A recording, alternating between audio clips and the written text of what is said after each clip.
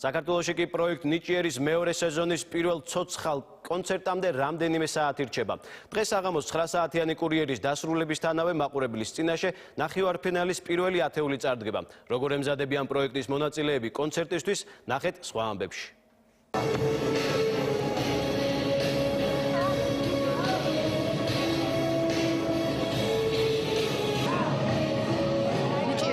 შოუს ყველაზე ექსტრემალურმა სანახაობამ შეაშინა.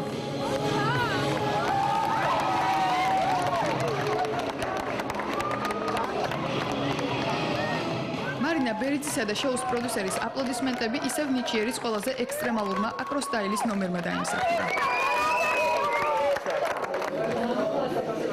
პატარა მოცეკვავე და პირველი ნახევარფინალური კონცერტის ერთ-ერთი მონაწილე ნიცა ყიფიანი რეპეტიციას უკვე კულისებიდანვე იწყებს. ლუკა ყარმაზანაშვილი თავის ნომრის რეპეტიციამდე ჯერ სხვა კონკურსანტების პაროდიის გაკეთებით ერთვება. ფონოგრამა როგორც კი მიკროფონს გაისწორებს, სტივი, მაშინ გაუშვათ. ყველაზე მნიშვნელოვანი კონცერტის დაწყებამდე ხმის გასწორებაა.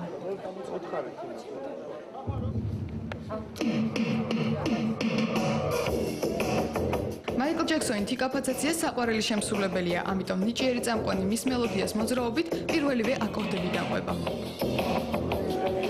ჰერელ გოგონებს მაკიაჟის გაკეთება არც რეპეტიციაზე ავიწყდებათ. ეს ერთ-ერთი ნომრის რეკვიზიტია, რაში დასჭირდა ვანიკოს ეს ნიღაბი მაყურებელი დღეს 9 საათიანი კურიერის დასრულებისთანავე გაიგებს.